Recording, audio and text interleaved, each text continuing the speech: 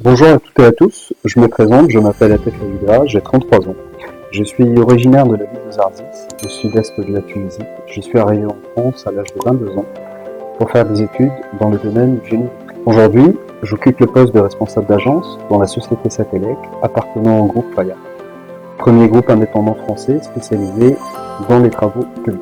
Mon travail de tous les jours est managérial par excellence dans une agence d'une quarantaine de personnes spécialisée dans les infrastructures électriques extérieures avec un chiffre d'affaires annuel avoisinant les 6 millions d'euros. L'activité principale de l'agence consiste à la conception, la réalisation et l'exploitation des projets liés à l'éclairage public sous forme de marché à performance énergétique qui traitent les sujets de développement durable. Nous accompagnons donc les collectivités dans une démarche de développement durable et d'économie d'énergie, mais aussi de les orienter vers les villes connectées ou intelligentes, ce qu'on appelle aussi le Smart City. Ces projets d'investissement permettent aux collectivités de réaliser des économies de consommation considérables pouvant atteindre les 70% grâce à des équipements moins énergivores par l'utilisation de la technologie LED, mais aussi des systèmes d'abaissement pour éclairer juste ou à la demande, tout en assurant, bien entendu, un niveau d'éclairement conforme et suffisant pour les usagers.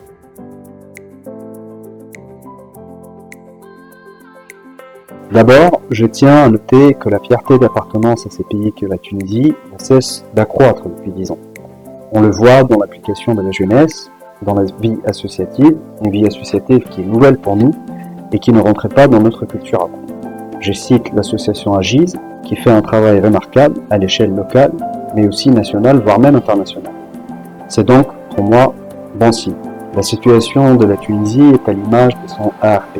Économiquement, la Tunisie est touchée, comme tous les pays, et de plein fouet par la crise sanitaire. Durant cette crise, les Tunisiens résidant à l'étranger ont aussi démontré encore une fois leur soutien et leur disponibilité par des actes collectifs mais aussi individuels. Malheureusement, cette crise économique est venue accentuer la défaillance des services publics qui a toujours existé.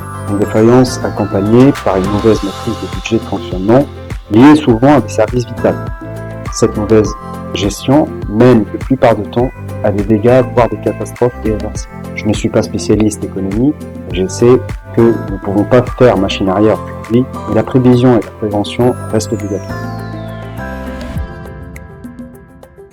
Aujourd'hui, je suis navré de constater que les énergies renouvelables ne soient exploitées à leur juste importance en Tunisie, que nous continuons à exploiter des équipements obsolètes, contrairement à certains pays voisins qui investissent et qu'à court terme, leur budget de fonctionnement baisse. En Tunisie, le prix du kilowattheure reste tout de même au-dessus de la moyenne africaine, qui avoisine de 13 centimes d'euros, soit 400 millions de dinars tunisiens. Le prix d'un kilowattheure en Tunisie pour une collectivité, par exemple pour l'utilisation de l'éclairage public, est de 234 millimes, contrairement à la France où le prix d'un kilowattheure est seulement de 16 centimes d'euros. Afin de mieux lire cette différence, nous apportons le prix d'un kilowattheure au SMIC mensuel de chaque pays. Cela représente donc 0,07% du SMIC tunisien contre 0,0113% d'un SMIC français. Pour simplifier, avec un SMIC, un Français peut s'offrir 7500 kWh contre 1380 kWh seulement pour un Tunisien, soit 82% en moins. La situation des Tunisiens résidant en France, je la résume en une image, qui pour moi est très forte et très parlante. L'image de ce grand sourire qui se dessine sur les visages des Tunisiens avant d'atterrir et la tristesse qui se dessine sur le même visage au moment de quitter la Tunisie.